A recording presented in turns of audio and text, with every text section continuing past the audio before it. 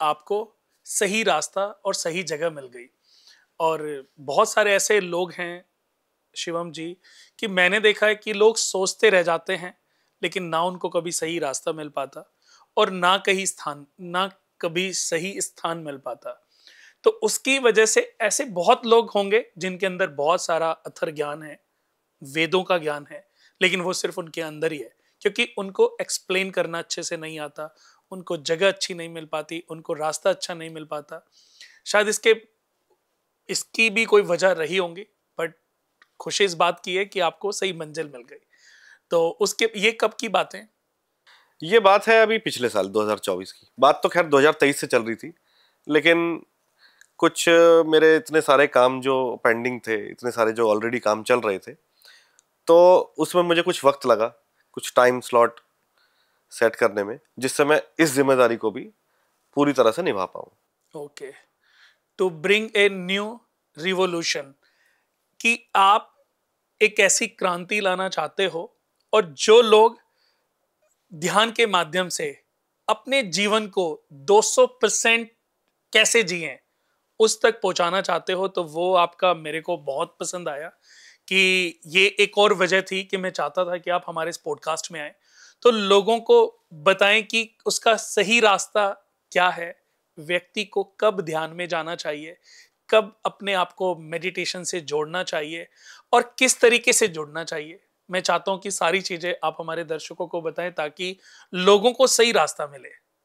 सबसे पहले तो मैं ये बताना चाहूंगा कि आदमी अधूरा है, एक इनकम्प्लीटनेस है। जी। या तो वो पूरी तरह से अध्यात्म में चला जाता है, वो घर बार छोड़ देता है, जी। या फिर महात्मा वो बुद्ध की तरह। एग्जैक्टली exactly, या फिर वो पूरी तरह से व्यापार में आ जाता है। वो दिन रात यही सोचता है कि कैसे मैं पैसा कमाऊं, उसको और कुछ ख्याल नहीं आता। मैं ये कहता हूं कि ना तो पैसा बुरा है और ना अध्यात्म बुरा है। बुरा कुछ है ही नहीं, संसार में सब कुछ दिव्य है। सारा खेल दृष्टिकोण का है। मैं इस बात पर फोकस करता हूं और मेरा पूरा जो केंद्र है, मेरा जो पूरा ध्यान है, वो इस बात पर है कि कैसे अध्यात्म को और एक निजी जीवन जो एक पर्सनल लाइफ है और प्रोफेशनल लाइफ है, इन दोनों को मैं कैसे जोड़ दूं। क्योंकि 100% लाइफ के अंदर पैसा जरूरी है, व्यापार जरूरी है। मैं व्यापार छोड़ने को नहीं कहता, मैं नौकरी छोड़ने को नहीं कहता। जो भी कोई कर रहा है पूरी तरह से करे। उसके साथ साथ बस मैं इतना कहता हूं कि 100% स्वयं पर भी व्यक्ति ध्यान दे। कृष्ण भी गीता में यही कह रहे हैं अर्जुन को कि तू अकर्म की स्थिति में रहे, तू काम कर, लेकिन तू सरेंडर मोड में रहे। काम करने के बाद तू बस भूल जा, तू बस ये सोच कि तू एक निमित्त मात्र है, तू अपनी ड्यूटी परफॉर्म कर। उसके बाद का जो आउटकम आएगा, वो जो रिजल्ट आएगा, उसको तू ईश्वर पे छोड़ दे। मैं भी ये कहता हूं कि व्यक्ति को पूरा फोकस करना चाहिए, जो भी उसका कर्म है उस पर वो फोकस करे, लेकिन उसके साथ साथ वो एक ऐसी स्टेट को एक्सपीरियंस करे जहां पर उसको एक शांति का अनुभव हो सकता है। आदमी के जीवन में शांति मिसिंग है, आदमी के जीवन में अध्यात्म मिसिंग है। क्या यह संभव है कि आदमी दुकान पर बैठे लेकिन भजन करे? क्या यह संभव है कि व्यक्ति जॉब करे लेकिन फिर भी उसकी मन की जो दशा है वो बिल्कुल शांत हो? तो मैं इसका उत्तर कहता हूं, हां है। जब मैं ये अनुभव कर सकता हूं तो सब इसका अनुभव कर सकते हैं। क्योंकि एक समय ऐसा भी था जहां पर मेरे जीवन में भी बहुत सारी कुछ डिफिकल्टीज थी, कुछ टर्मोइल्स थे, कुछ चैलेंजेस थे। आज मैंने एक ऐसी स्थिति को प्राप्त कर लिया है जहां पर मन पूरी तरह से शांत है, जहां पर किसी तरीके के कोई विचार नहीं है, भूतकाल के या भविष्यकाल के। आज मैं जहां पर हूं, मैं वहां पर पूरी तरह से मौजूद हूं। हम क्या कर रहे हैं?